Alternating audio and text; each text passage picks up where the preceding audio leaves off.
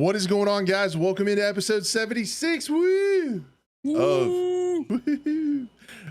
the Scope and FPS podcast, where me and my friend, fellow content creator, BlueTheRobot, get together, talk about video game news, topics, trending crap of the week. And that's what we do here. Pretty much sums it up. I mean, I think it's a pretty good summation. Other than that, what have you been up to, Blue? Just riding the wave of YouTube right now. I think we were, right before we started the stream talking about that. Yeah, man. Hope, getting the house. That's nice. That's Had a little tacos bit, yesterday. a little bit of a big deal. You did what yesterday? Tacos. Yeah. Homemade. Yeah. I would do that. Taco Bell in my house. Actually, I do eat Taco Bell, but that's a different story. It happens. It happens. Well, what about you, man? Man, kind of same. Yeah, we were going to talk about the YouTube stuff a little bit. It's nice to have games that people are like interested in and stuff to actually make content about again, man. The YouTube's been fun when people check your stuff out. What content's been hitting for you? Definitely Star Citizen, 100%. Surprisingly, Squad made a really big impact on my channel. It was one of those videos that like started off really slow and a couple of days later just skyrocketed and has been just it like plateaued but like a steady rise up. But I was surprised. I didn't think it was gonna do anything, and it's about good 1,000 views, a couple thousand. And I've been having a lot of fun with that Squad update as well too, and we'll talk about that later. But yeah, Squad, Star Citizen, and that kind of leads into different other games and stuff like that, and like Starfield. I know when that comes out, I'm pretty sure that will do good. But I will say it's cool to see. I used to be like 100 subs when I first started. It was like I did like a little trend like graph. It was like 100 subs in a year, and then it turned to like 100 subs every 6 months, and then it turned to 100 subs about every month. And then now it's like 100 subs a day. We're at like 614 in the last 30 days, which is blowing my mind. Yeah, that's a lot, percent wise, if you think about it. Yeah, exactly. And and another cool thing, I was just checking out random Star Citizen streams on Kick, just seeing what the situation is there. And I hopped into one of the streams. He goes, "Is that?" The guy was talking, what's his name? Hold on, I kind of want to shout him out because he added me on Twitter. He was like, apparently he was starstruck by me. And I was very surprised to hear that. Old man Jaro, he's also a Navy vet as well too. That's cool. Yeah, and he was just like, "Is this the BlueTheRobot?" And I was like in chat, "What's up, dude?" Just like to have that now affecting me, just weird situation. Yeah, it's really cool. I actually had a really similar instance on Kick. I went to check out Battlefield streamers and I said, "Hey, what's up?" And I just caught the tail end of their conversation. Like, yeah, there was this podcast where they were talking to a guy from EA about Battlefield 2042 and what all went wrong. And I was like, "That's my podcast." I was like, wait. And there was like 10 or 15 viewers in here. And I was like, "Hey, what's up?" And they're like, "I think it was with Crash." I was like, "Are you that Crash?" And I was like, "Yeah, that's me. That was my podcast." Yeah, they're like, "Oh shit." Dude, funny how that works out. You just randomly show up and they're talking about the podcast. Yeah, it was really cool. And then I had another making waves. I had another weird instance playing Rainbow Six over the weekend where a guy was in my stream who watches my stream. And so he was like, "Hey, what's up, Crash? Love the content." And then he commented in the stream. He's like, "I'll shut the stream off so I won't stream snipe you." But then I could look on my viewers list and he was still in the stream. So it was pissing my teammates off, like rightfully so. Like, I mean, he could have just been lurking. Right. And I'm sure he was like I said. And so my teammates were upset, which I get that. And then he heard it, and people from his chat were coming over to my chat and saying that we were thinking he was stream sniping, and he said he wasn't. And then like it started like this whole little thing, but it was kind of funny. I went over to his stream and said, "Dude, it's all good." I didn't have any sus deaths. Yeah. Like it was like, "Oh, what was that?" Like you had to know I was there. I didn't have any of that, so it was all GGs. But it was pretty funny. It was pretty funny to have somebody recognize me in game 2 in R6. That was sweet. But yeah, man, YouTube's been good for me. I think we're outgrowing. yeah, it's cool. And one of the things that we were talking about a little bit, you with your game, you kind of started with, and mine too, is like when you go into your YouTube audience, it talks about like what your audience is searching and stuff. Yeah, in your analytics. Sorry, Jesus Christ, analytics is the word. You can see what your audience is searching, and for the first time ever, Battlefield 2042 is not on that list, and it feels liberating to have my channel doing decent, and I'm not having to reach back to like the Battlefield 2042. Well, it's all about BattleBit, the finals, Arc Raiders, like stuff that I'm actually excited about. Again, you guys are excited about it too on my channel, so it's like we're gonna be cooking. It's cool. It's cool. Same thing with me. No more World War III. That game is officially done in my book. I am ready to close that chapter. And I actually searched that yesterday. I was just looking, just do the research, just analytics, stuff like that, and it was like I didn't see any, not even like the same. Like it used to be like the same couple of channels that people would look as well too compared to mine, and now it's like mainly like Star Citizen. I think Level Cap Gaming was on there as well too. But yeah, no more World War III. It's all just like people who make that kind of content. So it's kind of cool to be in that same field. And I will say too, after the entire debacle that happened on Twitter, I have been reached out by like nothing but so many different creators and organizations, and the support was real. That was kind of cool to see. We're still talking about the incident. We'll always call it the incident. Yesterday, someone made a video on it, and it was like a decent YouTuber, and I'm just like, guys, it's can we just like let this go? Wow. I think it's done at this point. Like, dude, you got to get into the drama content, man. Like, you got to just keep stirring stuff up. I know it could get views, and I'm just not gonna do it because that's just a rabbit hole that I saw a peek into it, and I saw how deep it went. I was like, nah, I'm good. Yeah. Yep. And then the one that didn't hit for me really was the 6 days in Fallujah. I don't know how excited people are for that, or if that just got saturated because like everybody kind of left. Because once the embargo released, and that's what I usually upload at like 8 a.m., 9 a.m. I had to upload at 1 p.m. Sorry, 12 technically. And I knew that wouldn't do well for my channel, and also just the amount of content that was getting pushed out onto. It's hard to like differentiate yourself with like just a basic thumbnail of like a reload. You know, maybe Mid-Journey kind of helped out a little bit, but then I was trying to figure out a title, and then also, and this is also really good for anyone who's doing content creation.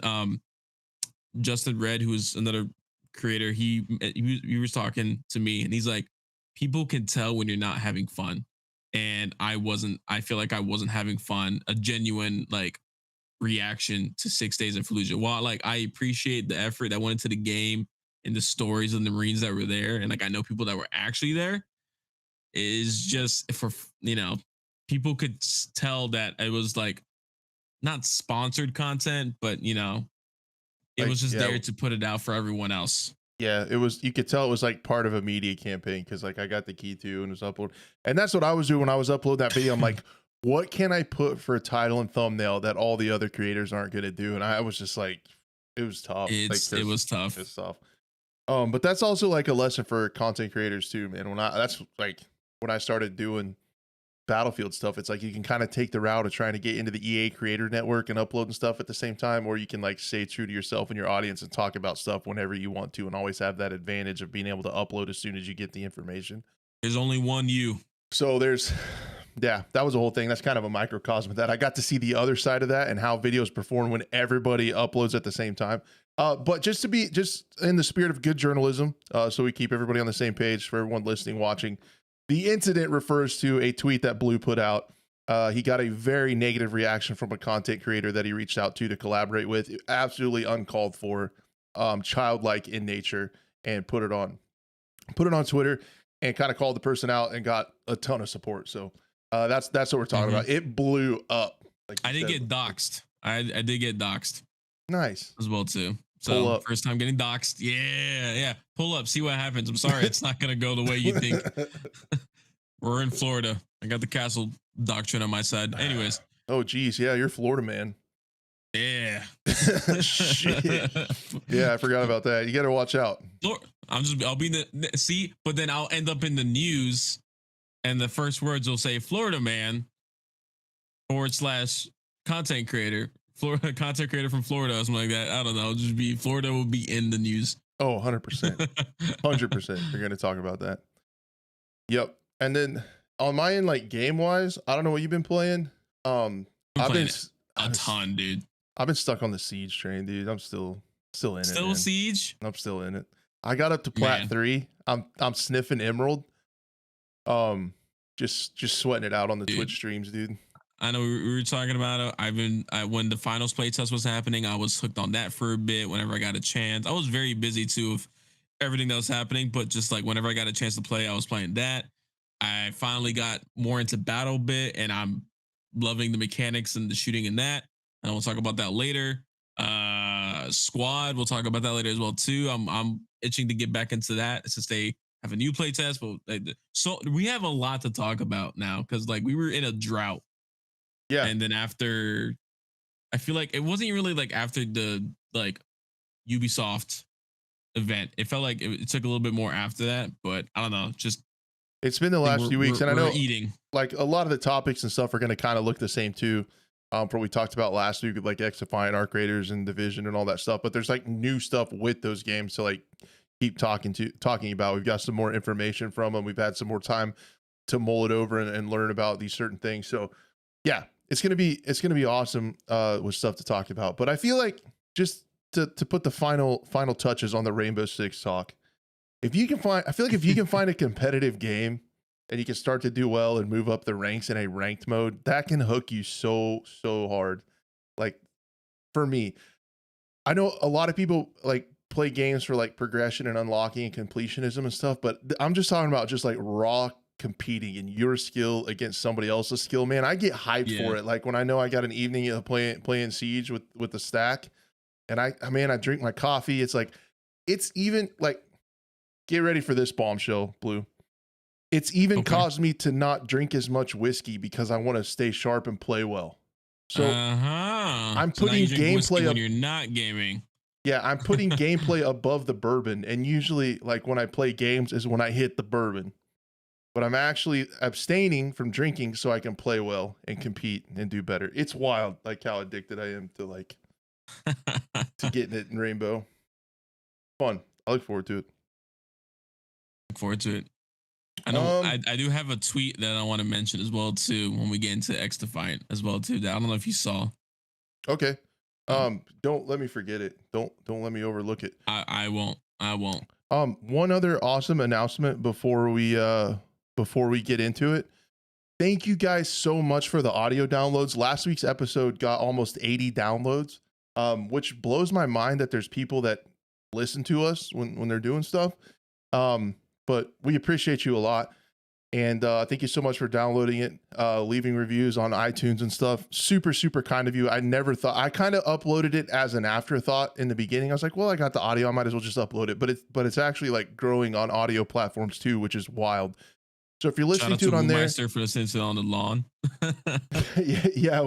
Shout out Woomeister saying he listened to it while he's mowing. That's super cool. That people say they listen to it at work and while they're driving and stuff. And that's just humbling and awesome. And we appreciate you guys.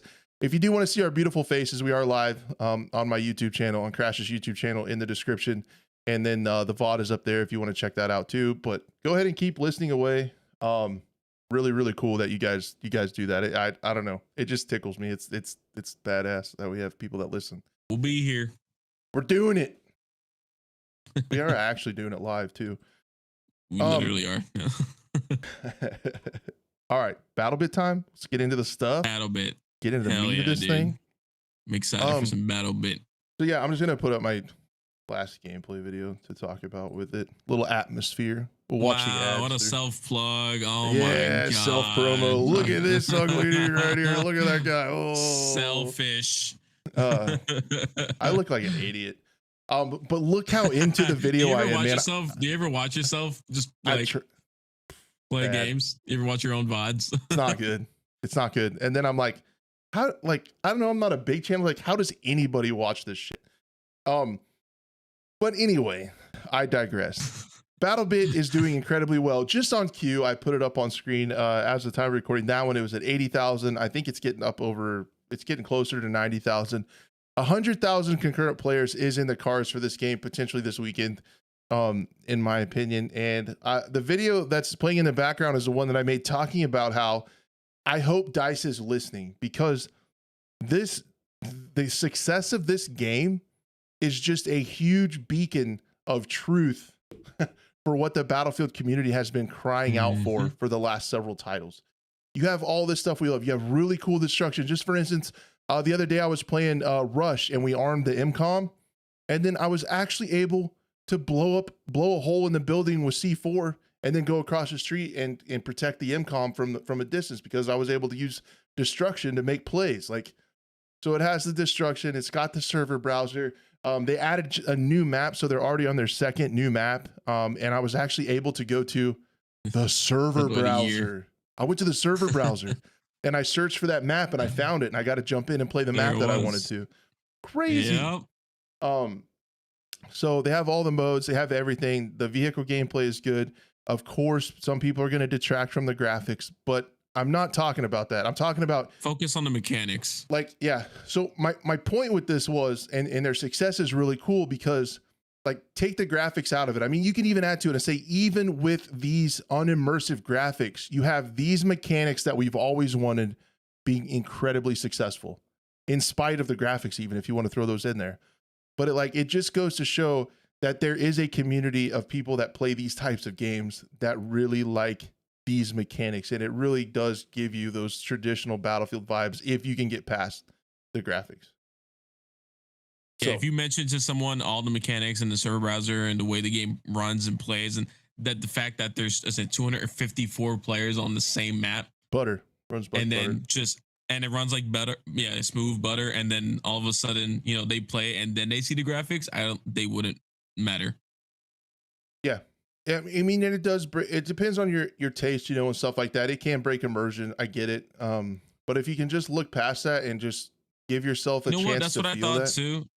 Yeah, when I went in, I was thinking, I was like, I don't know if I can get past these graphics. But after kind of just forcing myself a little bit for the first few rounds, I was getting hooked on the kills, the gunplay. When I was actually I was doing work. The VoIP. I was dude, one of the saying GG's to the other guy, and then him saying GG's back was kind of cool. Little things like that. Oh yeah, having proximity chat after you're dead and just talking shit too. Like, it's so funny. Like, there's so many good VoIP moments. I actually added on my soundboard. I actually added Fortunate Son CCR. So whenever we get in a vehicle in this game over VoIP, I play the Fortunate Son song, and everybody gets hyped up. So yeah, I mean, it's just good, clean fun, man. Everything about it. And you can just get in, get out. You don't have to wait forever to get into a game. It's a simple UI as well too. Simple party squad up as well too. It's all through Steam. You don't have to, figure out if you're in a party or not. If you're in. There's a ton of there's just a ton of stuff in there. There's a ton of attachments. Oh, and when I was playing some friends, they were like, "Oh, lock the squad for me." Okay, cool. Yeah. Oh, there's a random in here. Guess what? Kick him. Yeah, you can play with the people you want to play. How toxic was that? Being able to play with the people that you want to play with. Terrible. I felt offended. Yeah, terrible. Terrible. But no, it's just really cool to see, because I just feel validated a little bit, because I've been on the channel, I've been calling this stuff out. And again, I do it respectfully.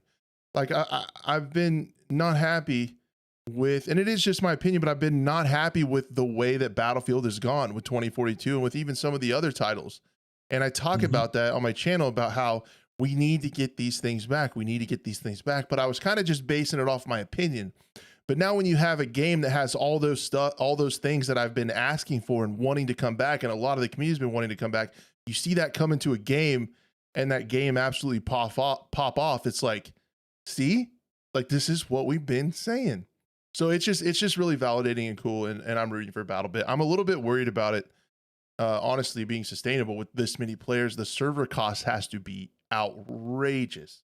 Yeah, I mean, it did say they're making quite a bit of profit from this for sure, but still, like, and the one thing I did wanted to mention, say again? Sorry. Oh, I was just curious, like, how does that work moving forward though? Because I mean, they're making a lot of profit off the front end, but they said they're not going to have microtransactions, and like moving forward, what do they? I mean, Yeah, how it's they a keep it one-time going? fee, and then that's it. Exactly. I don't know if people would be upset if they added, cosmetic microtransactions, but I don't think that would be too crazy, in my opinion. But I don't, because especially because now that you can unlock the skins, I think it'd be upsetting to players if they then put some of those skins or even some new skins behind some paywalls. But it's just cosmetics. I mean, we'll see. I don't know. There's got to be a way for this team to make their money and sustain themselves even after the initial launch. So They should be able to it's with only an up. audience We'll that big. know. We'll see it. Yeah, I mean that's the thing too. The player count is just growing. It's gonna stay there for a while. I mean, the Twitch, um, directory has been popping off for that. It's been popping off for the creators as well too. People have grown from this game, so those are just bringing in more people. More people.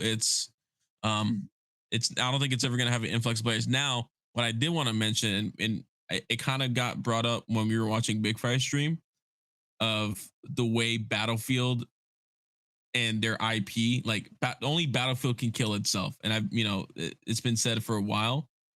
What happens now if Battlefield somehow miraculously comes out with another title and it actually is great?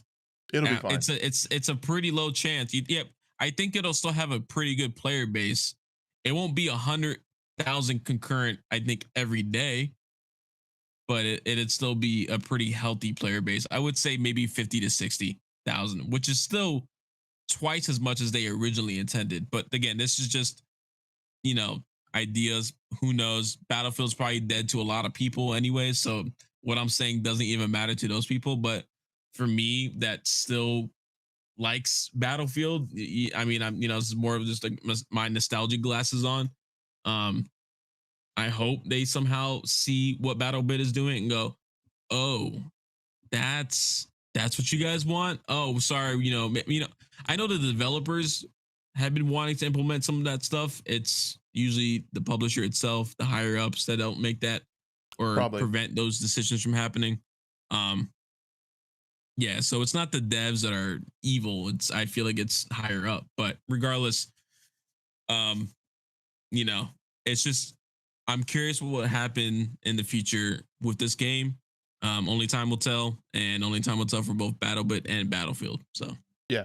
And I think it's like you're alluding to, I think it's important to put that caveat on there. Like Battlefield may feel dead right now.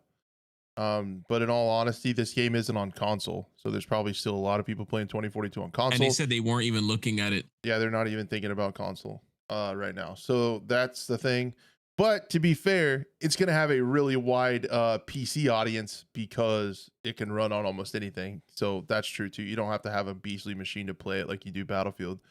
But I don't think the only way Battlefield really dies is if EA pulls the plug and shelves the IP. Because Battlefield Yeah. just has such a storied history and a large community.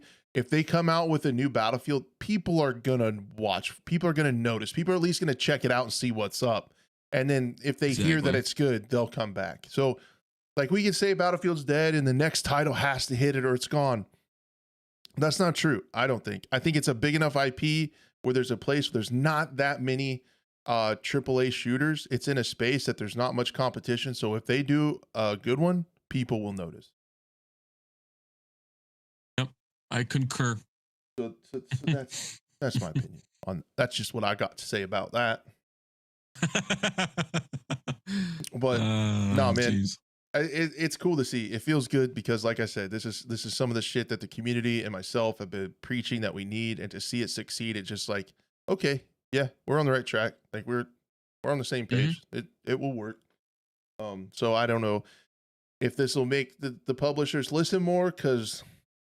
I mean, they chase money. They see this success. I don't That's know. the I don't thing. know. They're chasing the money. But yeah, But I mean, is this enough to make them take notice and like, why are people playing this game? And then they'll look, oh, it's like the old I Battlefield. want to say no for the publishers, but I bet you the devs are just wanting to have an inkling of this in their next game. Yeah, At least at DICE. I think it's making big enough waves. We're going to see some kind of change. We're either going to see some other games with this this art style come out where people don't focus so much on graphic fidelity as they do gameplay. Something's gonna happen different. Like this is gonna Yeah. change stuff Yeah. because it's so successful. So it's gonna be fun to watch and see what that is. So that's Battlebit, Okay. and I think Good I old think Battlebit. I think I'm gonna make some more Battlebit content. I think I might start getting into like good classes and guns and stuff to use, and I might. Definitely hit me on next time we play because I'm like it's a game that I could stream. I could just play with friends. I wouldn't make a video on it because it just doesn't. It's not a good fit for the channel. But playing it's always fun. Yeah, and it's a great game to stream too because you can just like if somebody in chat's like, "Hey, can I play?" It's like, "Yeah, the squads are big. It's like, here's my server. Just hop in. Let's run." Like, Exactly. anyone can join and play. So, yeah, that works. It's a great game to stream. Um, the next thing that I wanted to talk about, did you play the XDefiant beta much? I have not, but Okay. I'm keeping my eye on it a lot, and then I'll talk about the tweet that I saw after as well too. What you got to say? What you got to say? Okay. If you want me to pull it up, send it to the production I'll send it to the production team. Yeah. team. All right. They'll probably not know what to do with it and fumble it in some way, but we'll try. So yeah, the XDefiant beta, I had a couple evenings where that's what we played over on the Twitch stream and got into it. And it took me some time, to be fair. So if I just talk about the game itself, after about 3 or 4 matches, I finally figured it out. I figured out the movement, I figured out what's strong. There's kind of a cool like jump slide air strafe back from cover that you can do that was really strong. And I really started playing well towards the end of the stream and enjoying that. I started to feel that there wasn't much skill-based matchmaking, which was cool. Like even though it was like just in a brief period, I could feel myself getting better at the game. Unlike in Call of Duty, when you play it and you get better, but then you get skill-based matchmaking to play people that are the same as you, and you never feel that feeling of getting better. I was actually feeling that in XDefiant. Like I felt that I was getting better at it. Rounds. So that was really cool. The plus side of it is I'm just excited for the amount of content. There's a lot of content in the beta. They're going to have a ton of content at launch, maps wise, like playable content, guns and stuff. It's free to play. There's going to be 12 new maps in the next year that are going to be free. Love that. I love how transparent Mark Rubin is. Really cool. Is it going to dethrone COD? Absolutely not. There's COD's just too big. And also I heard same thing with Battlefield. Right. COD's never really going to be dead. And I don't think they I can't tell you from playing it on a controller. I heard from some people that playing COD, it gets you kind of used to a certain way the aim assist works and stuff, and this didn't feel as good. Like the aim assist wasn't as strong. The tweet that I wanted to bring up with that as well too. Okay. But anyway, on the downside of it, I was a little bit concerned and somewhat surprised the networking is still in such a rough place where they want to launch it. They want to launch it this summer still. There's only, a couple months left of summer. And it's like, dude, the party matchmaking was rough. We had to reboot the game constantly. You couldn't join a crossplay party. The servers got bombarded and crashed and couldn't handle it. And it's like, man, this is like, we're getting to like double-digit amount of playtest. You're technically pretty at least close to AAA being Ubisoft. And it's like, yeah, we shouldn't be having some of these problems this late. And I get that it's a beta, but it's like, it's a little bit scary that they want to come out with it. I think the timing's really good. I think they're going to hit it's smart when they're coming out with it because you're going to hit the low point of the Call of Duty cycle, right? Where everybody, like the new COD releases, everyone's excited. Then you play it for a while and you slowly start to hate it. And I think they're going to hit like right when everybody's hating it. And then the new COD the next fall, right? They'll have a little bit of time from this summer when they launch to the fall of the next Call of Duty, and they have to nail it. It has to play well at launch. Like it has to make good first impressions. I think that time period from launch until the next COD is when they have their chance to retain an audience. Everybody's going to still go play COD, but they have an opportunity to make a mark and to make a good impression on people that'll come back to it, in my opinion. They also said as an S&D mode is going to be priority to add. That's where I'll be. That's when I'll be able to put a lot of hours into it. I think the way it sets Let me now with see the the respawn competitive modes, side. I'm just kind of over it. I was having fun with the game because I thought the maps were kind of cool. Right, the one on the screen, the airplane map, was really neat. There were some other maps from some of the other Ubisoft titles, like you could tell this was like from Division. Like it was cool. Um, and I was enjoying that. But I think once that wore off, once you tried all the weapons, once you got through all the content with the respawn modes, it just can't. I can't hang with it, man.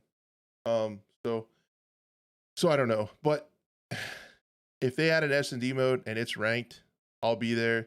And I hope they got a base there for a pretty fun arena shooter. I don't know if it's unique enough, but enough people are upset with COD that social media is kind of making this game a thing.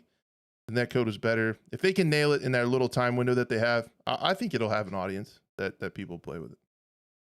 Yeah, well, it won't kill COD, but for now, it'll be a good alternative. All right, I'm pulling up the tweet. The tweet. So yeah, Tactical Brit, who's another big Call of Duty Warzone, content creator, streamer, specifically retweeted someone, another creator, Exo Ghost, and it was a video of a guy who's sitting there complaining about the lack of aim assist with controller. And he's coming from Call of Duty. I don't know who the person in the video is complaining, who that person is exactly. It's not Exo Ghost, so it's not the person who actually like put the video. It's some just random, streamer. I'm guessing he was just putting out his stuff, and I don't. It's a lot. There is a lot of cursing in it, so probably not good for the stream to actually play it. But I would definitely go check it out on Twitter for yourself. And he's just sitting there trying to pinpoint his aim, and people are saying, "Oh, there's a couple stutter bugs when it comes to aiming and stuff like that." But people are just going at it, saying that this guy relied on the aimbot, that is the aim assist in Call of Duty, too much, to when he goes to another game that doesn't have as strong as aim assist, it's just not going to work out for him unless you put in the time and work it out and get used to the mechanics of that game. I think that's what happened to this creator or whoever was streaming the game, is that he probably didn't put enough time in. He got frustrated. He did basic gamer rage of just hitting his controller and instantly rage quitting the second he died. But from what Tactical Brit was saying is that he was saying that as much as he loves XDefiant, it's going to be one of its stumbling blocks, that Call of Duty has turned aim assist into many senses a literal aimbot. So when players try to cross over to XDefiant, they'll either realize how much the work the game was doing or call it bad. Yep. And then I even responded, and this is from I switched from console mainly in 2016 when I built my PC, and it really started playing 2017, 2018, just strictly mouse and keyboard. I was still playing like Titanfall 2 of mouse or a controller on PC for a while there, for like 2016 to 2017. And I asked, how bad has it gotten in Call of Duty? Hasn't gotten that insane. And he was saying that it's bad. Call of Duty's rotational aim assist and aim tracking works at the vast majority of ranges and does a lot of the work. You might as well not play with a mouse and keyboard, which I have seen a lot of people complain about. I haven't experienced myself, but I know a lot of people have. And then just the comments underneath. It's also like a pretty big tweet for Brit. He's a big streamer, but I mean, this thing got over 928,000 views. Just it's almost a million. So I mean, yeah, I have a lot to say. Yeah, it's a big topic for sure. It gets people fired up, man, like talking about aim assist, because you start to people are saying, "Oh, just get good," or stuff like that, And that's what you're saying. That's how people take it, and understandably so. So like, I want to be I really want to be careful in how I address this, because I think why people get so fired up is if you say aim assist sucks, aim assist is too strong, it's aimbot, people think you're calling them bad, and they take offense to that. And in this case, I'm not saying that. I'm saying that people like in COD and stuff have gotten good at using aim assist. They've gotten used to how it works, how to get your reticle on like the left side of someone, strafe to the right. The aim assist, the rotational aim assist will rotate your character, and you know, kind of keep you pretty locked on. And I've noticed it. So I'm really proud of my 3.0 win-loss ratio in Search and Destroy in Modern Warfare 2, playing against keyboard. on mouse and keyboard, playing against controller players. Because, dude, you feel it. It is so strong sometimes. Some of the stuff that they do, and you can see all of the good players, all of them, as soon as they start to shoot, they're strafing. If they're sprinting, they shoot, they strafe, they shoot, they strafe. You just get used to when you pull that right trigger, you strafe to get that rotational aim assist while you're strafing. It happens so much. And you can see some of the like inhuman movements when like you try to jump peek around a corner and it follows you perfectly, and it's just aim assist, and it's so strong. And I think what it does is exactly what Tactical Brit is saying. And I'm like, people can be good on control. There are absolute controller demons out there. And you can't fault the player because they're just using what the game is. But I think kind of what it does is it gaslights people a little bit. And then when they go to play other games that's not as strong and they're used to relying on it, and they're like, well, I'll just go back to Call of Duty. Like, I'm a lot better at that. It's like a way that I think it's like a sneaky way that they get you to keep playing COD. I really do. I think it's gaslighting people a little bit. And I mean, it's pretty, I don't know. It's so tough. It's so tough to balance keyboard and mouse versus controller in crossplay games. Because I think they have their advantages in different places. I think with like a keyboard and mouse, you can flick really fast and move, but micro adjustments are hard when movement's fast, in my opinion, for me. But when you have a fast, yes, but you can still make those specific inputs. Yeah. So for me, like if I'm holding an angle, I'll like look at my peripheral vision at another possible angle where someone could be, and I'll be ready to make that flick. And if I see them, I can flick like instant. Like I practice that stuff all the time. Yeah. And it looks cool and it's great. But when I'm in a gunfight up close and somebody's sliding around and I have to keep those micro adjustments to track, for me on a mouse, that's where I have a hard time. Whereas on a aim assist, on those micro adjustments is where it excels. So like, I feel like up close with a controller and aim assist, you have a big advantage. Longer ranges, bigger flicks, bigger movements, mouse and keyboard has the advantage. And they just excel in different places. So overall, it might be kind of more balanced, but like in their respective areas, when you die to it, either way you want to look at it, it feels shitty. And it's just crossplay's got to be tough to balance, man. I think more games, especially a game with Call of Duty's big player base, they got to have input-based matchmaking, man. Like as it defaults to, no matter what platform you're on, put controller players with controller players, mouse players with mouse players. And then if you switch, or if you are playing with a friend that's on a different control pattern, have a matchmaking pool for mixed.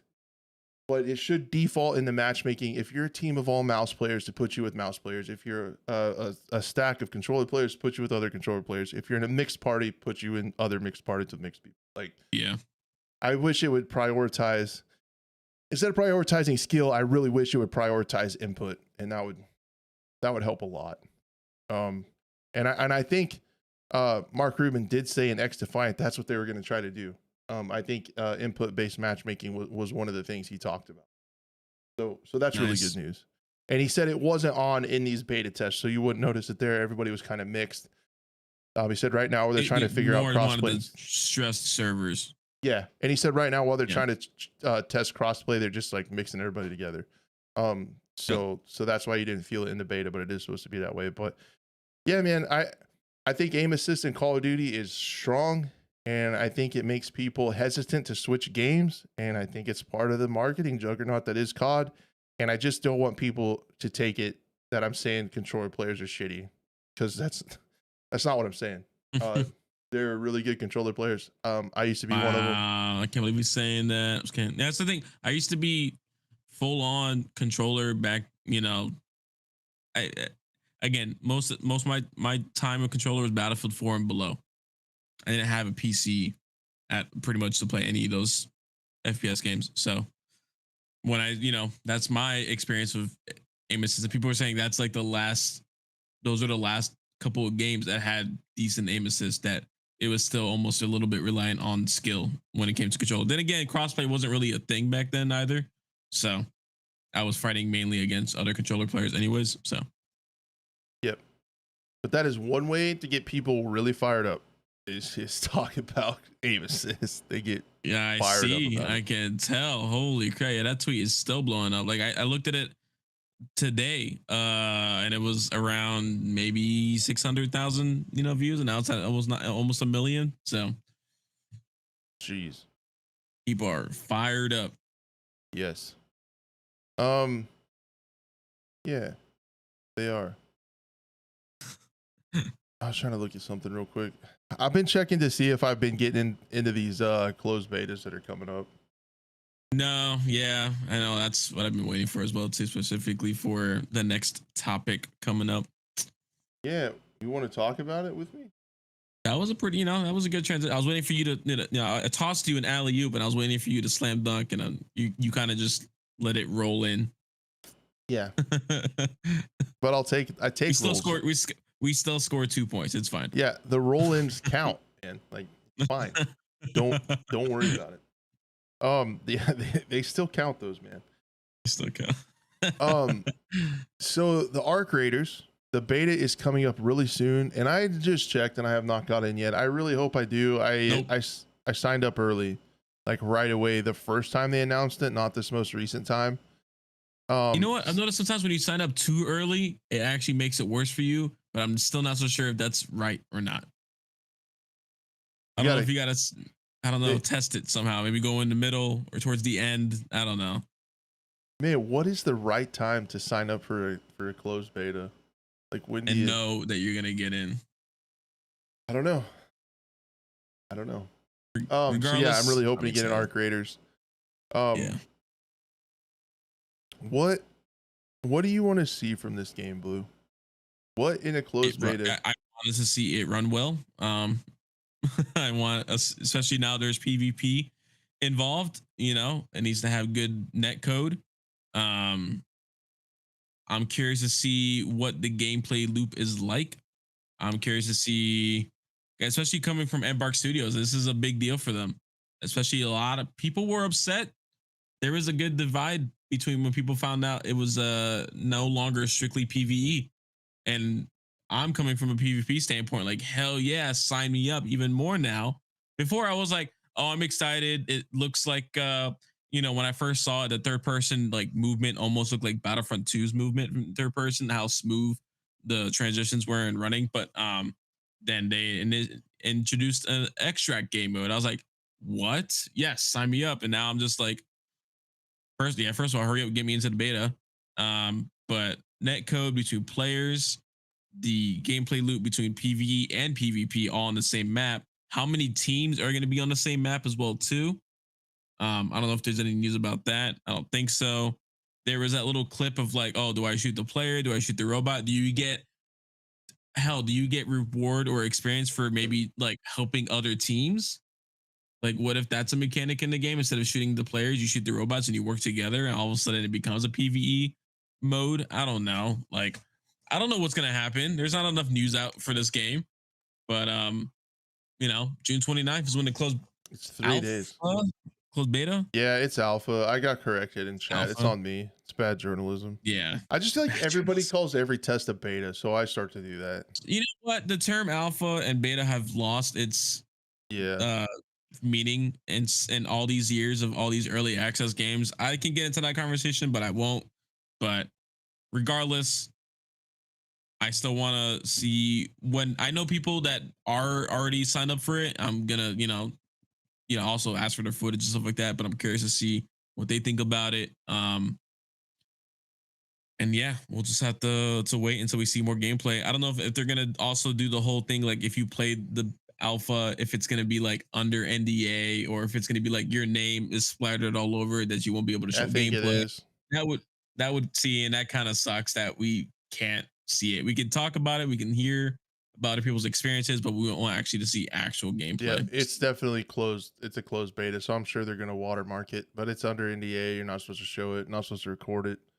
Not supposed to do any of that stuff.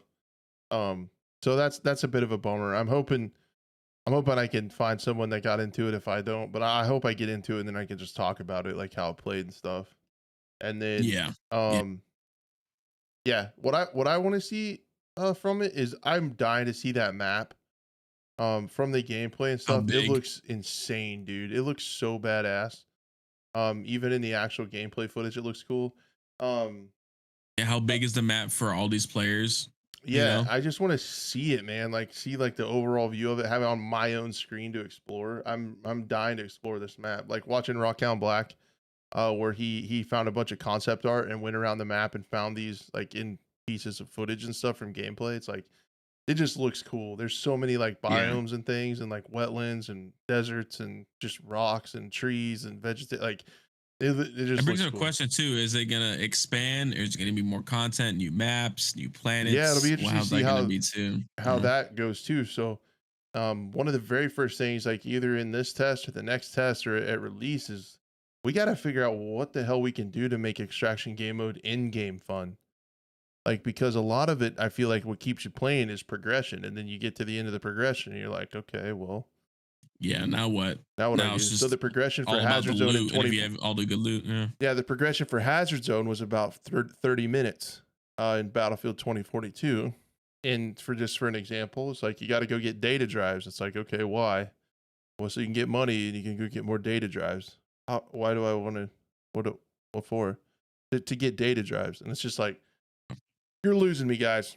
So I just see an inherent issue like you're experiencing right now with one of the most famous extraction shooters in Tarkov. You're just really seeing that now, where people like lose interest in the late game.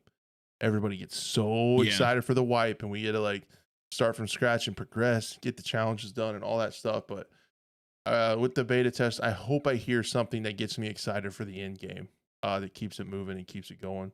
And some of the stuff like Marathon's talking about, like in some of the leaks from Marathon, where they're talking about having community events and stuff to unlock new parts of the map and stuff, might be pretty cool. And different kinds of dungeons and events and things like that are going to have to be, Yeah, like raids and stuff like that. I yeah, think that'd be super cool to see. Yeah. you're going to have something like that, because that's what gets people coming back to Tarkov too, is they do these weird events and stuff and people want to check them out. Destiny does that too. Yeah, Destiny's done a really good job of that. Over the years. Bringing a community together for like certain events that will unlock different parts of the game for them and stuff like that. So, Yep. um, I was gonna say on my phone, a tornado watch popped up on my phone, and I was confused for 2 seconds, but it's for people in Ohio. So people in Ohio got a tornado watch. Just saying. Shout out. Apparently, your tornado watch is big news because it's reaching people in Florida. So Apparently, you're welcome. We just turned this into a news channel or a weather channel. Dude, those streams pop off on YouTube. Dude, they're real quick during the last major hurricane from Florida. That's all that was popping up on my screen was just like this live stream of. There was one specific creator that kept popping up, and I was actually watching him to see where it was tracking and stuff like that because weather channel sucks. Anyways, it's regardless when it comes to our creators though. Yeah, like you said, Matt, how the layout's going to be end game is really good to think about. How many teams, net code, and just the game loop all around. Yep. Let's give a similar treatment to the next game on the list, Division Heartland Beta. And I do have news confirmed that the beta what do you call it? Invites are going out for that game. Redbeard got one, and my buddy Spoo got one. And I haven't got one. I haven't got one either. I'm checking so this right is now. Bullshit. this is bullshit. I'm a little bit upset because I really want to play that game, but I could potentially head over to my buddy Spoo's house and check it out. Because I'm just weirdly excited for this, and I shouldn't be. I didn't really get that into Division 2. I don't know why I'm excited for this. So that's the thing too. Like I got in pretty heavily into the Division, the first one, and it kind of dropped off out of nowhere. Division 2, it took me until Warlords of New York came out for me to get into it again. And then it was very, very much a good time to have, especially with a lot of friends. And then what was it? Seeing the way also because the Heartland reminds me a little bit of the DLC, the Survivor DLC for the first division, where it had a little bit more survival elements, especially when you brought up like the drinking water in Heartland. I feel like it's just gonna be like a different version of I'm drawing a blank of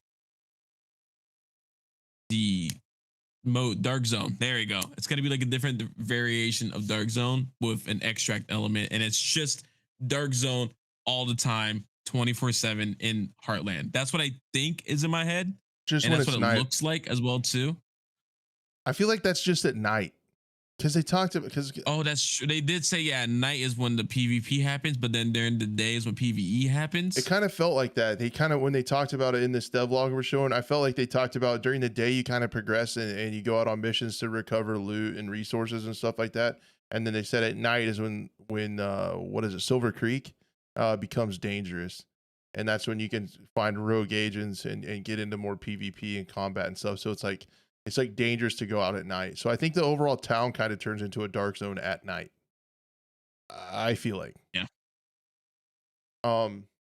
So I don't know, man. I really liked the Division for a while, Division 2, and then it just felt repetitive to me. It's like, okay, I leveled up It my does, gun. yeah. It And then it's just just felt and like then everything becomes bullet sponges. yeah, it felt like an endless loop. Like I leveled up my gun and then the bad guys leveled up and then I leveled up my gun and the bad guys leveled up and it felt the same. Just like I was dealing more damage, but they took more damage. So like, but I didn't get much into the dark zone and stuff and the different missions and things like that. So I just saw this And as like when you got into Dark Zone, there was a lot of meta builds, a lot of classes that you would use, a lot of weapons that you would use.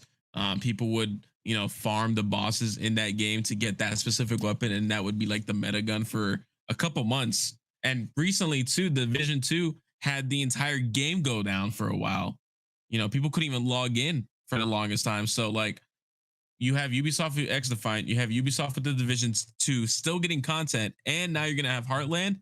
I want to know how split up the different studios are for this as well too. How much resources are also going into Heartland because of that reason. yeah. So I saw the classes and stuff too, like they're showing off. And I don't know.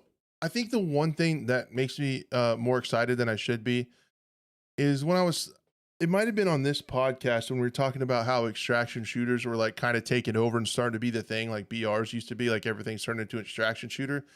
It got me to thinking Yeah. about what IPs could get there easily, like what IP could make tweaks. And I said the Division would make a good extraction shooter.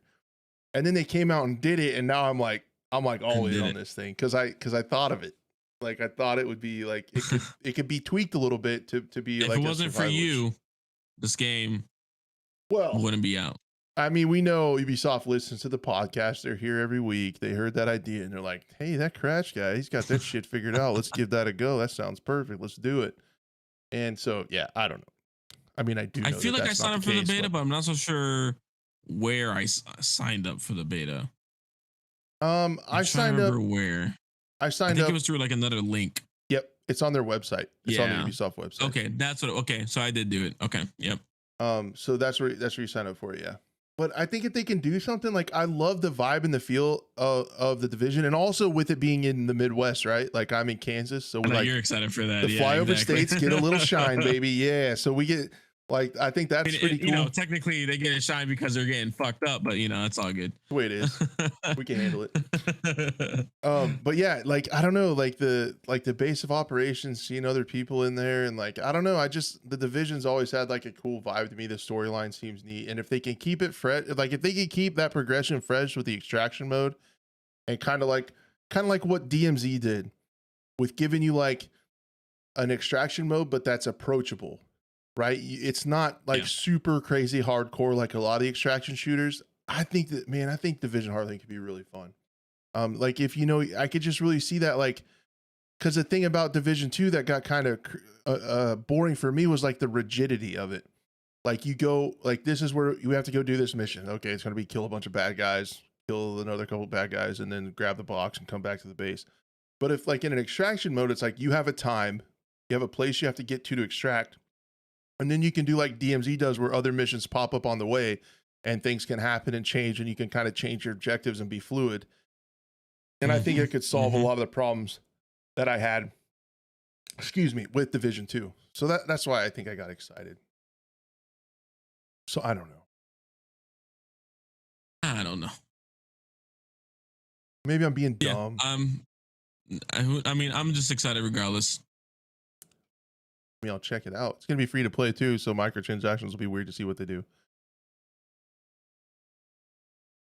For microtransactions. I mean, it's It's free gonna to be play. cosmetics. It's gonna be You cosmetics. think only If it's PT dub, yeah, no pay to win?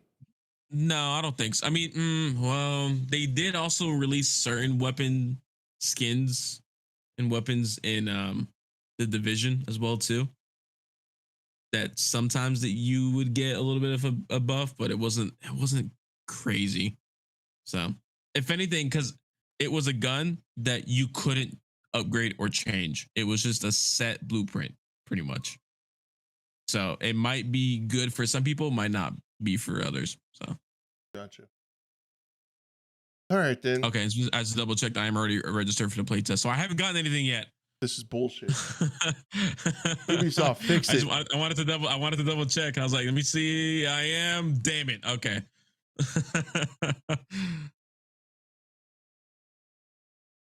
Okay. I'm glad I did, except for 2 seconds. I thought I wasn't. Okay, we're good. And then on here, but you can kind of see, like, you can kind of see the time of day and time to extraction.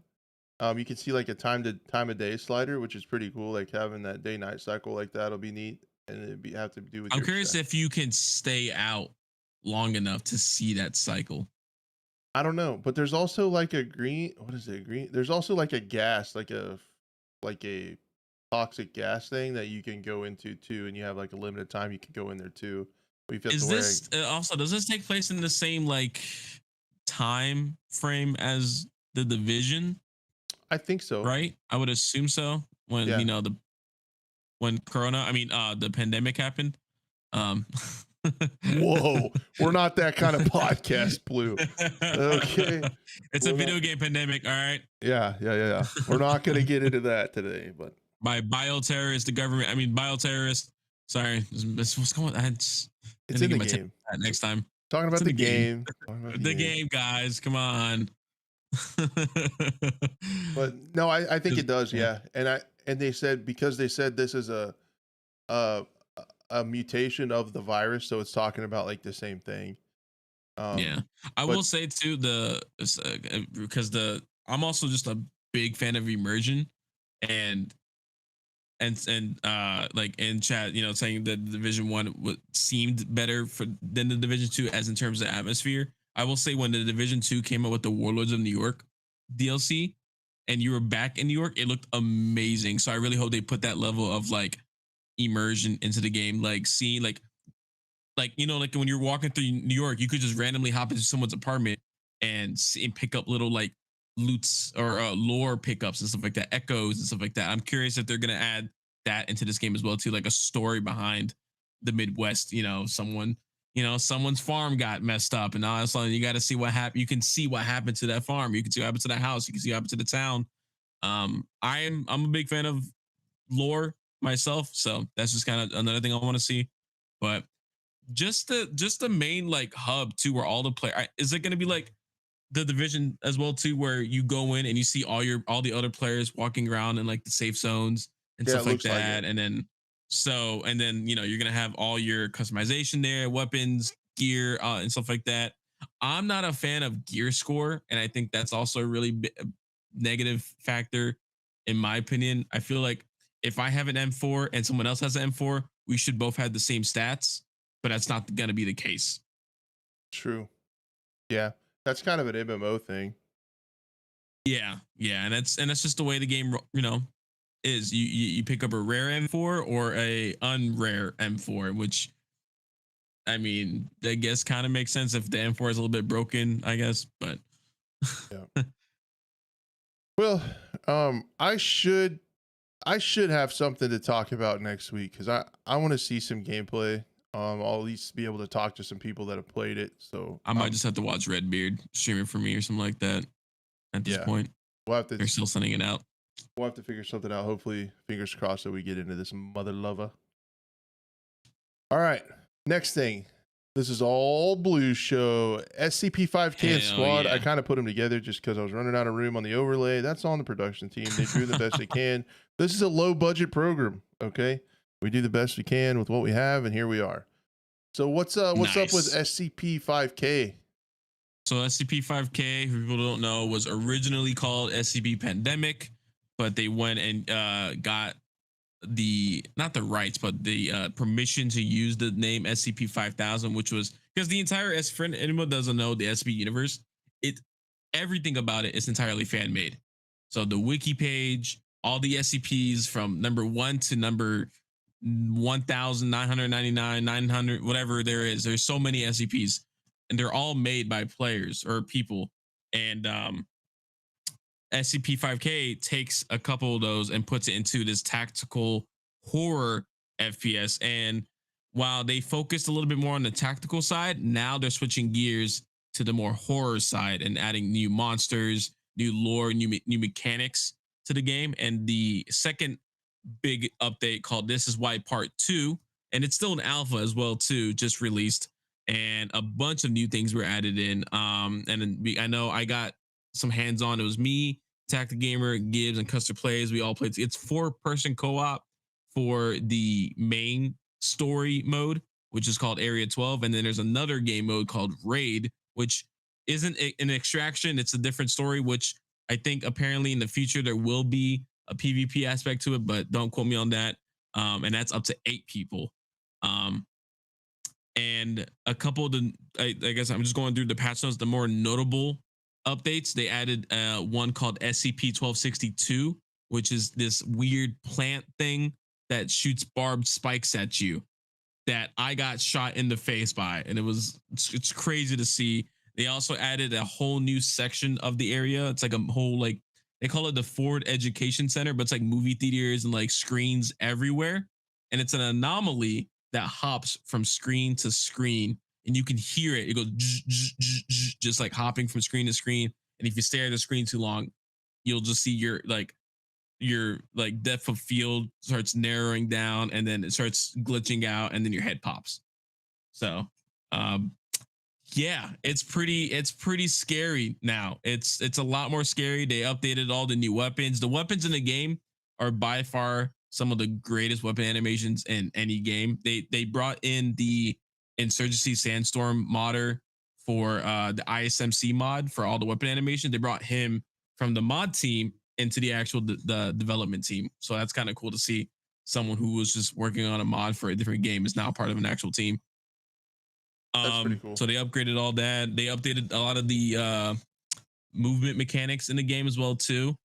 There are a couple issues, like if you turn too fast, you can kind of see your waist like slowly catch up with you. So that's a little bit broken.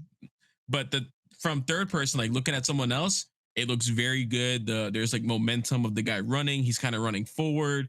It takes a couple of steps for him to stop. Like it's a little bit more in depth with that. And there's a new gore system as well too. So it gets kind of brutal as well too. And there's a journal system. There's just a bunch of new stuff coming in, and it's still being updated. There's still things I haven't seen yet that I got to go in and check. And yeah, they added new weapons as well too. They added the AUG A3. They added the SA58 FAL, the SIG P320, or just the P320 in this game. They overhauled the MP5. They added the MP5 suppress variant, the one that's like integrally suppressed. The MP5K.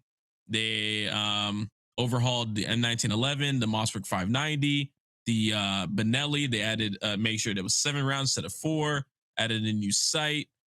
They're doing this was a pretty big update. So yeah, I'm pretty excited to get more into it. It looks gorgeous.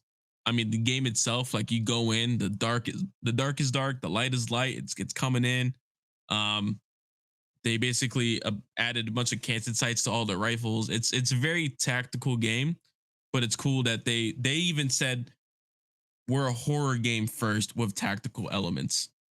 So Dang. that looks cool. It was scary. Like I walked around the corner and then the screen in front of me turned into like this weird glitchy looking face that looked like I wanted to eat you, and I legit screamed and ran back. Like I haven't done that naturally in a game in a while. So yeah, that's wild. It looks crazy. It kind of reminds me of that Trepang 2 game that just came out that people were playing. Yeah, Trepang 2 is pretty cool. I'm actually wanting to get my hands on that as well too.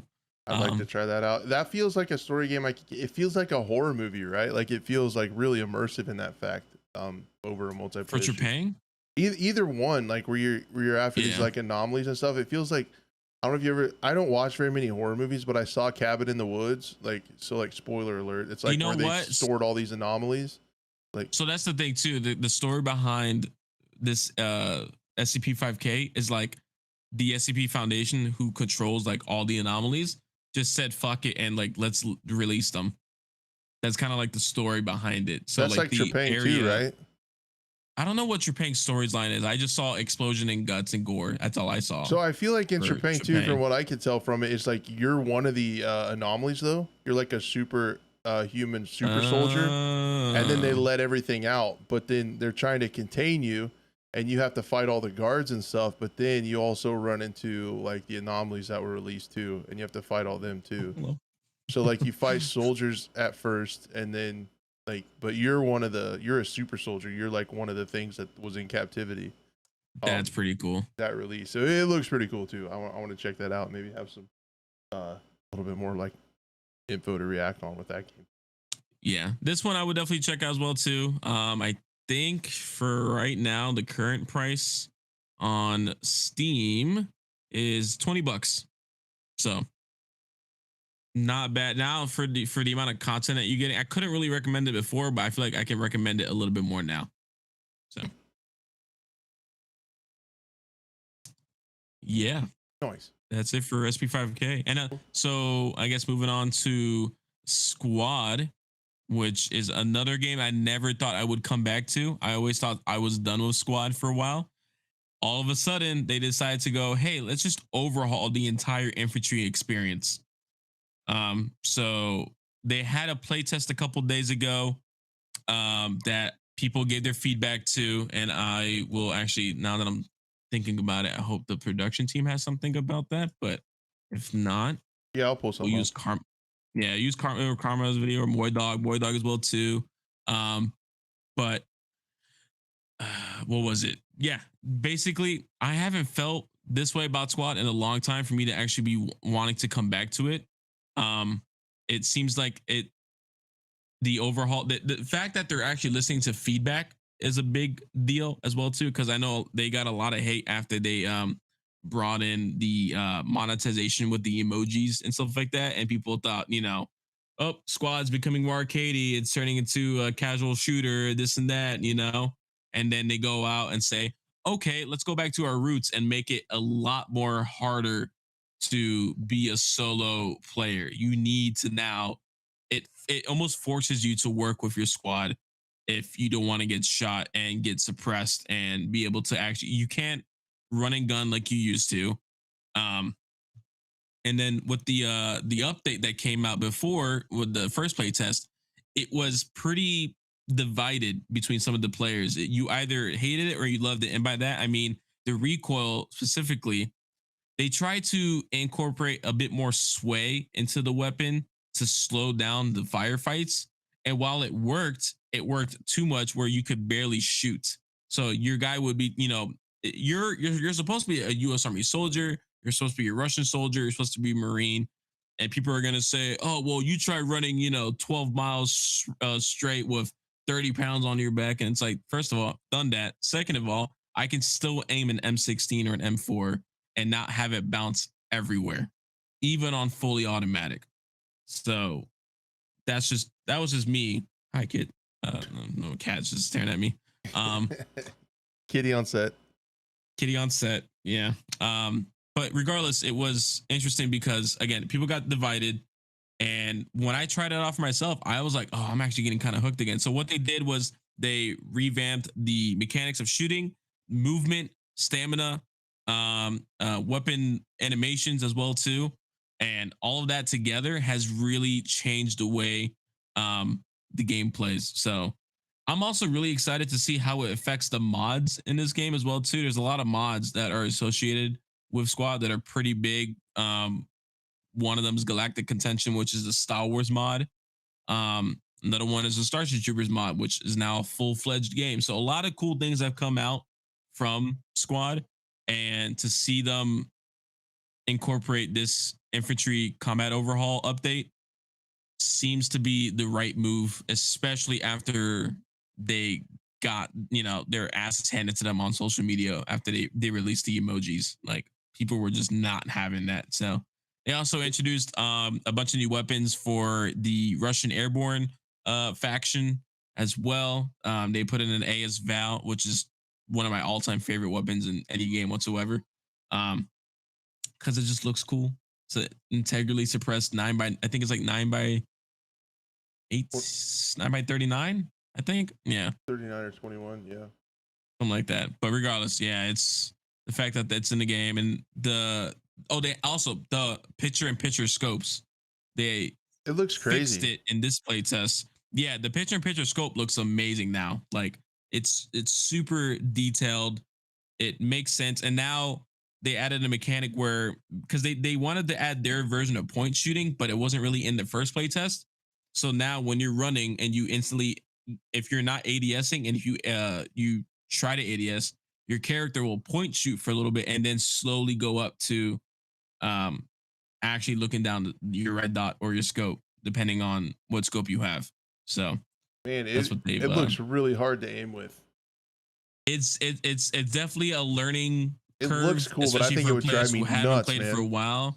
It's not your Battlefield, not even hardcore Battlefield can recreate what Squad is doing.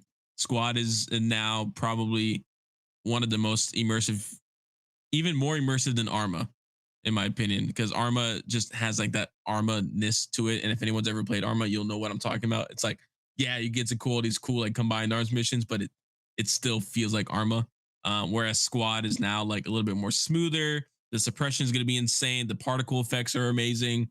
Yeah, and like the lighting rework that they did a while back, man, it's looking really good. That too. Dude. It looks really they good. Did a bunch of stuff, man. Like the graphics wise look insane. That looks crazy. So yeah, no. I might have to, I think I still have it installed or not. I own it.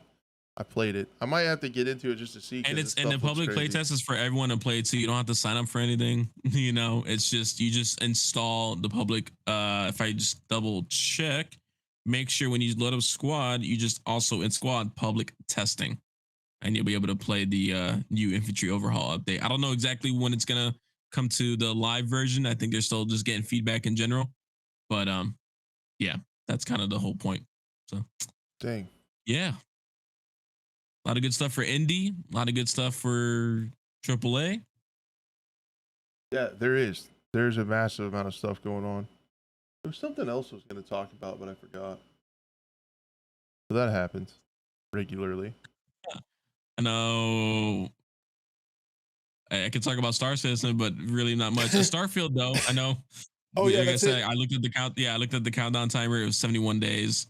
Some news about that too. They did say, out of the 1,000 of planets that were going to be in the game, only 100 apparently are going to have life on them. And we don't know exactly what they mean by the term life. It could be an animal. It could be a civilization. It could be a single house in the middle of a field.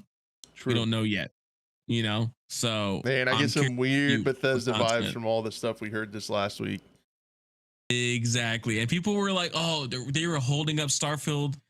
They're pulling another Fallout 76 right now because first of all, it hasn't even come out yet, and people are already spending over $300 to pre-order the game just to get that watch in the cool looking case. And I know someone, Beef, if you're watching, I'm sorry, I love you, bro, but $300, dude, that was insane. Even though the watch is pretty cool, it's a smartwatch, it connects to your phone, you can like do some cool stuff with it. The case, it looks like it looks really cool, but then I'm like, Fallout 76.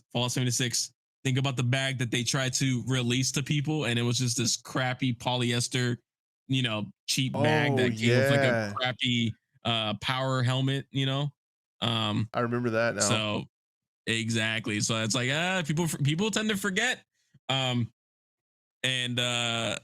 See again, people were, especially when it comes to the Star Citizen community, they were saying, oh, Star Citizen's dead.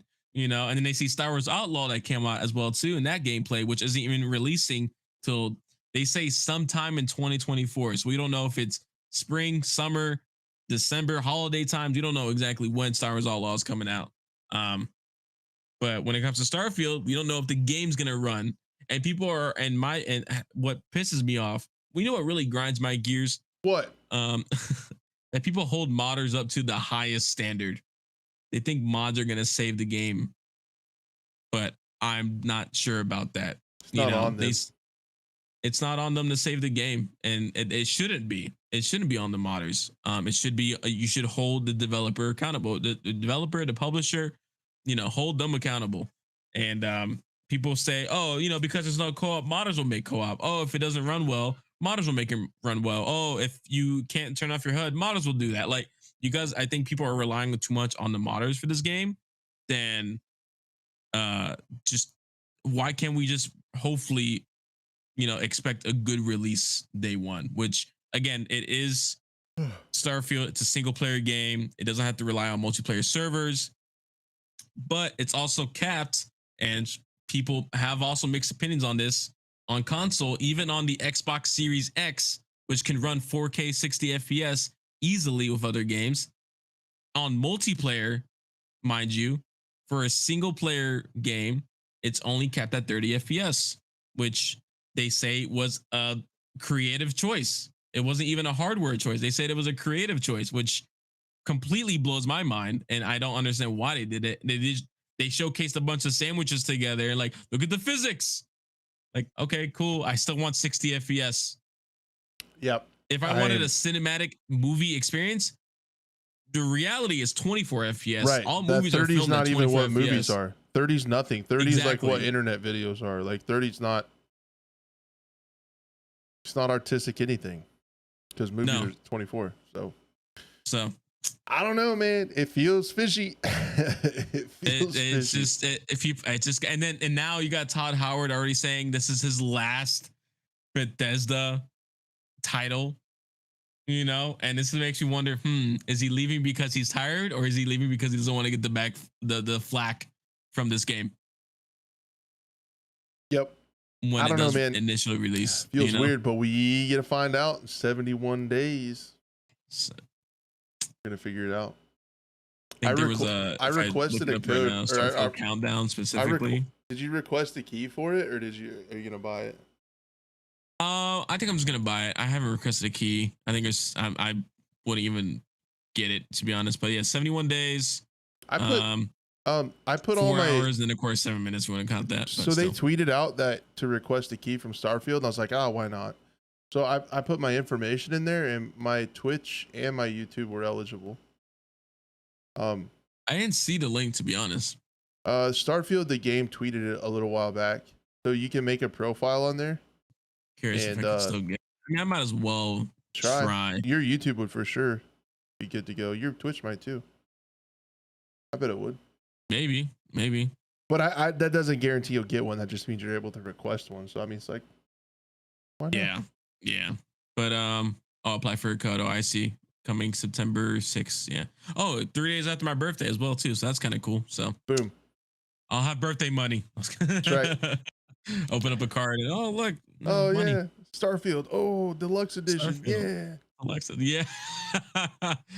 Oh man, but yeah, I don't know how I feel about it yet.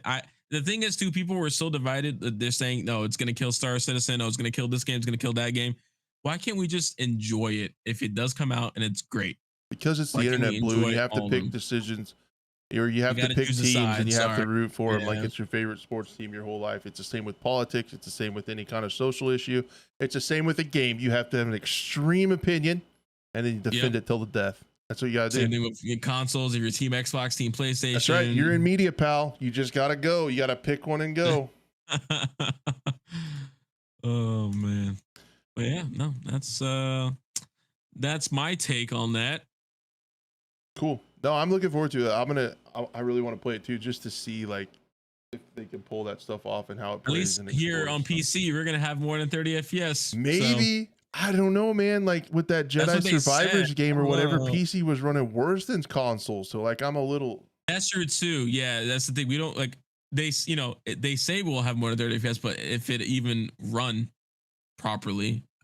Actually, is it on Steam right Yeah. now? Yeah. Can we? I'm kind of curious to see if we can see Oh, I this don't think the recommended specs are there yet. specs.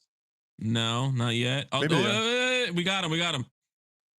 Yeah. So recommended, and it's actually not bad, but it's recommended an AMD Ryzen 5 3600X or Intel i5 10600K or 10600K. Right? I don't know how to say Intel. I don't run Intel. Sorry, Intel fanboys. See again, sides Yeah, chosen. see, I'm an AMD Intel all the way. I'm an Intel fanboy, so I'm AMD for workhorse, but Intel I will choose for gaming when I build my new PC. I will say that. So, I'm team 16 Intel gigabytes of RAM. I would assume over 3000 megahertz would be your recommended. 32 if you can. Let's see. Then for graphics, you got your AMD 6800 XT or NVIDIA RTX 2080. It's pretty And beefy. it's gonna be 125 gigabytes. Ooh. So that's a decent chunk of a game, and of course SSD is required. Your minimum is a 1070 Ti, but come on, it's level up, guys. All right.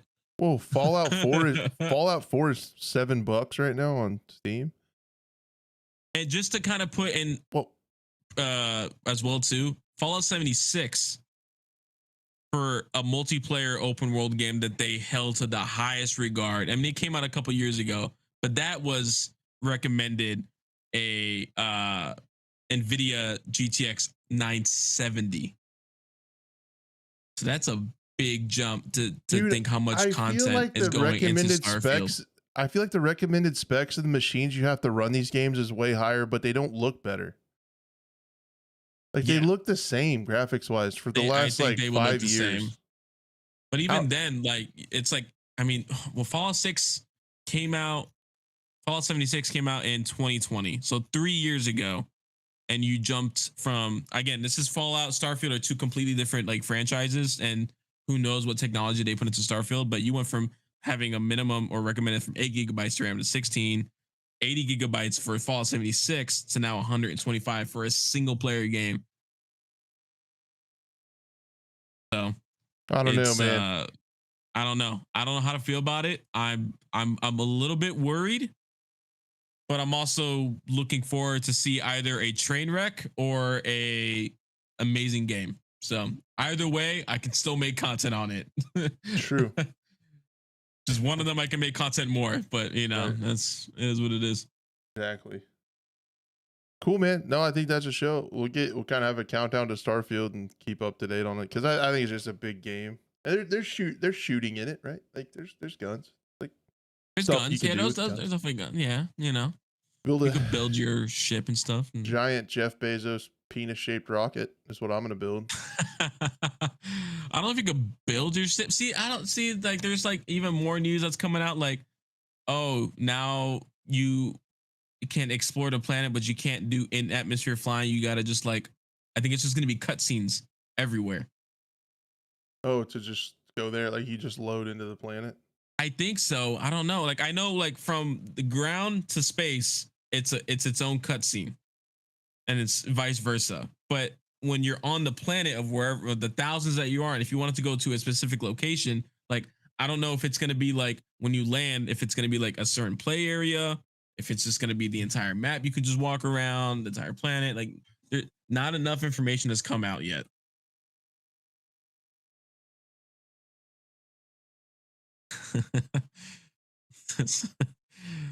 Oh yeah, that's Spaceballs reference. I love that. Dude, there's gonna be a lot of funny shaped ships, if you get my drift. I feel like, but yeah, we'll keep an eye on it, won't we? Yeah, potential.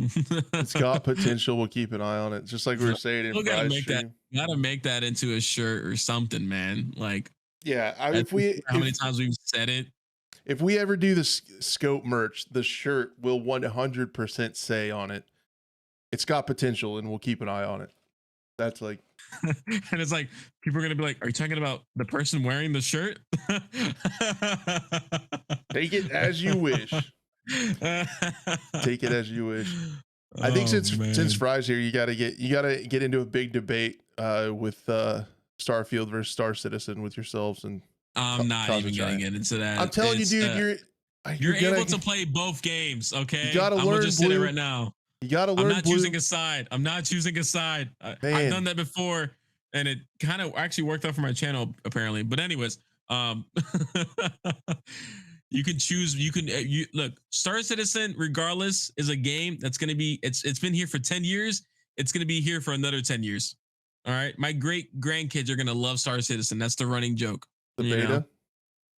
The beta, yeah, the beta of Star Citizen. I will say though, and this is just from the outside looking in more, and of course now playing it, there have been a lot more updates in the recent months. Oh, they're nervous. So it used to, yeah. I wouldn't say they're nervous, but I will say I feel like they're pushing out a lot more recently. But again, this is I came in 3 weeks ago, so I have like no right to talk about if Star Citizen's good, Star Citizen's bad. Well, on this podcast, I've been trying to teach Blue if he wants to be successful on this social media that we do, he's got to pick a side, a very polarizing decision, and pick a side and defend it till the death. I gotta go down arguing on Twitter. Star Citizen all the ways. I hope Starfield crashes. You gotta get a tattoo. This out of context and get a tattoo. Star Citizen. You know, there are people that have Star Citizen tattoos. So I'm sure there's people. I've met people now in game personally that have spent over $20,000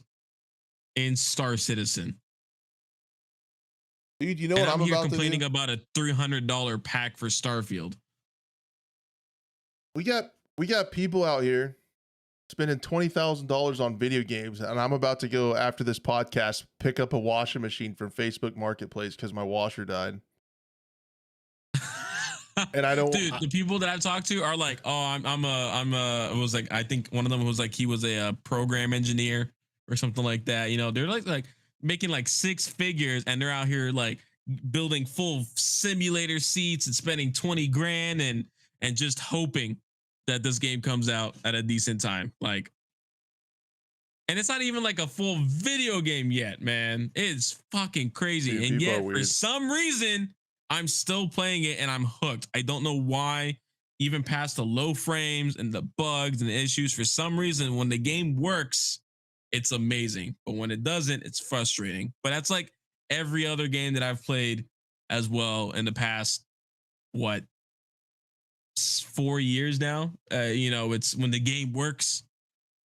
Oh, God. Oh, man. Submarine money. Oh, love it. Anyways. With a Logitech controller, probably. Too soon, but still funny because dark humor is hilarious. I heard those controllers are. I heard those Logitech controllers are really good at going down, but the up button doesn't work very good. Oh, that's bad. That's bad. I'm a bad guy. We're gonna get canceled. I don't care. We'll see in the comments. We do our damnedest to get canceled every week on this program. I don't even care. But no, I think. Are you streaming on Kick, by the way, or no? Do you want to stream on Kick? I know this is really random, but this might be a different conversation for next time. This might be. We can talk about it. I like talking about that stuff.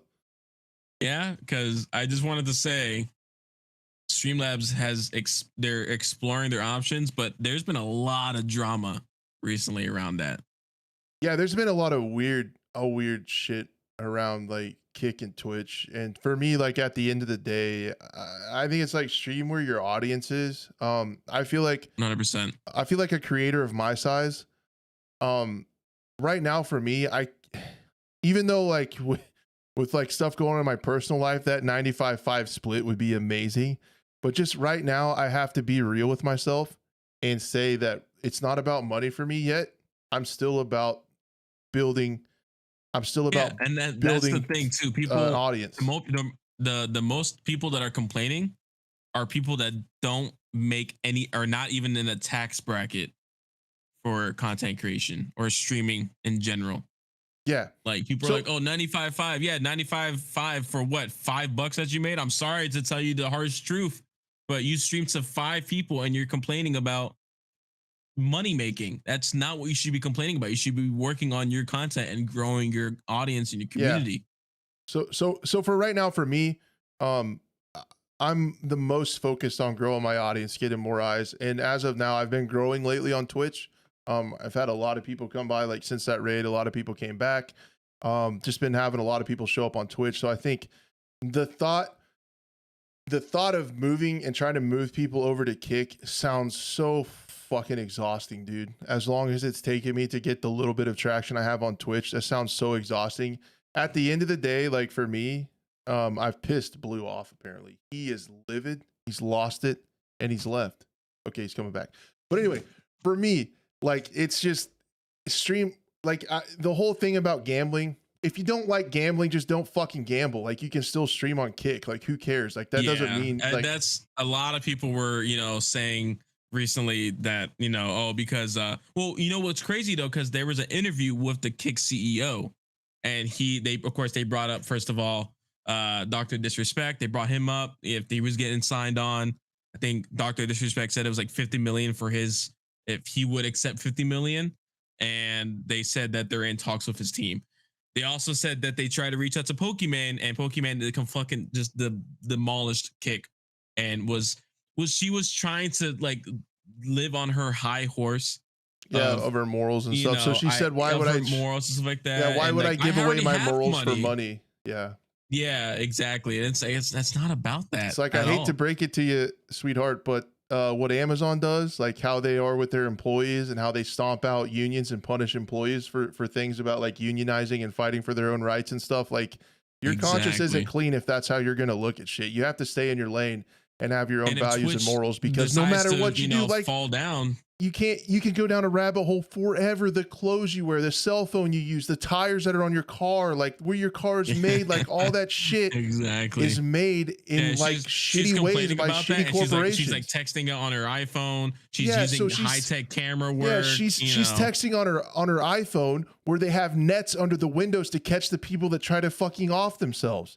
Made with batteries where they mine out and destroy the environment in Africa to get the shit to make the batteries. Like, don't try to do that high horse bullshit. Stream where your audience is. Do the best you can. Try to get viewers. Like, we're all trying to make it. What Twitch is doing is shitty. Focus on your damn self. Like, what Twitch is doing is shitty because the CEO literally, in that viral clip that went around where he talked about peeing on somebody, did you see that? No. So, like, it went around like Deserto and stuff because the Twitch CEO was talking about how you say it? Peeing in somebody's mouth. But here, Deserto? Deserto, yeah, I think that's how you're supposed to say it. I thought it was Dexerto or something like that. I don't know, whatever, regardless. Don't mess with me, Blue. I'm on a roll.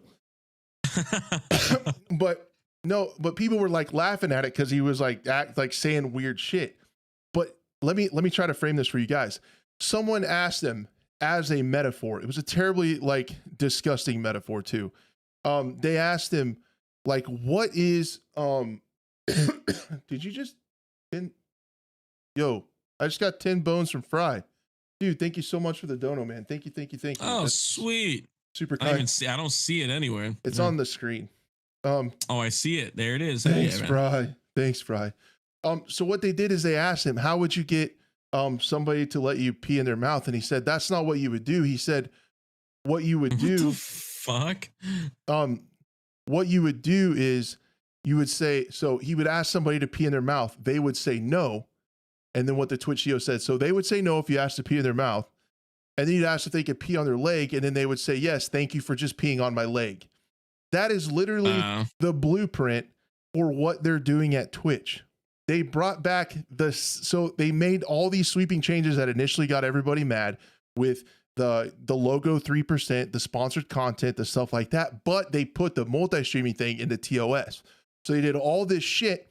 And then they walked back the sponsorship stuff, but they left the multi-streaming in the TOS. So it's basically what they did was like, can we pee in your mouth? People are like, no, this is all bullshit. So they take part of it back and they just piss on our leg and leave the TOS. I see what you mean now. Same thing with the revenue split.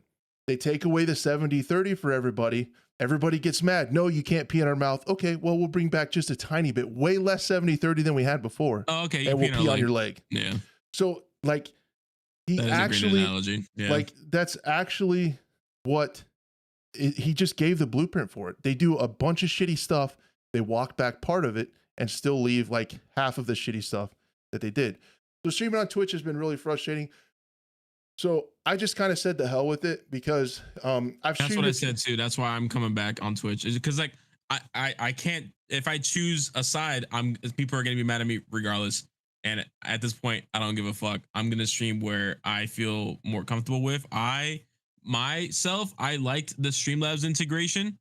And I think that if I did switch to Kick after Streamlabs with the current audience that I have, I think I could grow on that platform. But that's just from a growth standpoint, not from a moral high ground standpoint. Not that I'm like, oh, because like screw Aiden Ross, I'm never streaming on Kick. Who cares about him? He has no clue who I am. I barely care who he is. And I'm just going to focus on my content. That should be the focus for everyone else. At our size, at bigger size, smaller size, just focus on you. Yeah. It's just like, yeah, stay in your lane and do you, and stream on whatever platform is best for your community. That's what you have to do. And I think a lot of the creators that are talking about discoverability on either platform, that needs to be thrown out. That's not something that any live streaming platform is going to have for you. If you want to be discovered, you got to use TikTok, you got to use YouTube, you got to use YouTube Shorts. You got to use something with an algorithm. You got to use something with an algorithm. You shouldn't be worried about that. And a lot of creators that are talking about like the 95-5 split. It's like you're the size of creator where you don't need to be worrying about money. You need to be worrying about garnering an audience. The money will come later. Don't worry about it. You need to focus on growing an audience, and you just got to go to the platform that makes the most sense. That's where I've been out on it. I've lately, and there's nothing saying that down the road I can't go to Kick. If things grow, and I think enough folks would come over from Twitch at the same time. Like there's nothing saying that I can't go later. So why do it now while I'm experiencing growth on Twitch? It doesn't make sense. Yeah. It doesn't make a lot of sense. Oh man, I needed to get that out there. I think we did it. That was a good yeah. What do you think? You think that was a good show? Or I think it was a good program. XDefiant good program. It's last we heard, it's supposed to release this summer. So there you go. Yeah. Which is just in a month for what, one more month? I don't know, dude. It's gonna when does summer end again? I don't know when it technically ends. For me, it's like when it's like starts to get September, like I start to think fall. I don't know when there's like a technical day when when fall starts, like the first day of fall, but that doesn't make any sense to me because it's still hot out. But yeah, I don't know. It's got to be in the next couple months, and the way that the netcode or like the party system and networking worked on that, I'm a little rough. September 21st, so they have technically through September. Shout out Marcus, thank you, man. Oh yeah, because we know stuff. Right there, chat coming through. But anyway, guys, I think that's a show. Thank you so much. It was a great program. I'm gonna do my best to get the audio part uploaded tonight. But yeah, like I said, dude, like we've been having like a tight budget and stuff with the kid and wife not working and stuff, and like, oh, I think we're actually gonna make it, and then the washing machine broke. Dude, that's the one thing I'm not excited for owning a house, man. Dude, it's always I gotta pay for stuff my own. Ooh. Yeah, and it always happens at the worst time. Wire included. I gotta go buy one. Yeah, so that's what I'm doing. And I was like, I called the little hometown store in our town. I'm like, what's the cheapest one you have? And they're like $750. I'm like, Facebook Marketplace, what do you got? So I'm going to pick up some kind of old, because dude, I don't care how fancy my washing machine is. That's a good place to get some good stuff, man. I got my VR headset from OfferUp. I got a couple of stuff from the computer from Facebook. Yeah. I don't know, man. I don't care what my washing machine looks like. Like I'm not going to stand there and watch it wash clothes. Like I just want I just want clean clothes. I don't give a shit. I just want clean clothes. Just want clean clothes, man. So anyway, sorry. So that's what I'm going to go do. I'm going to go get a washing machine. Guys, thank you so much for watching. I appreciate each and every single one of you. Fry, thank you for taking time out of your busy day to pop in, and thank you for potentially the $10. Maybe towards the washer. Towards the washer. We'll put that in the washing machine fund. Thank you guys so much. The podcast will be up. We'll see you guys next Monday. Should be a really good program. I'll have all day to prepare for it. We'll have some more stuff to talk about. Just check in on Battlebit, XDef. We should get some information. I really think we'll have some information from some sources on the Division Heartland. So guys, come back. We'll get it. We'll get our eyes on some gameplay so we can react to it for you guys one way or the other. And we'll see you then. Bye. Yep. Appreciate it, guys. Thank you, guys.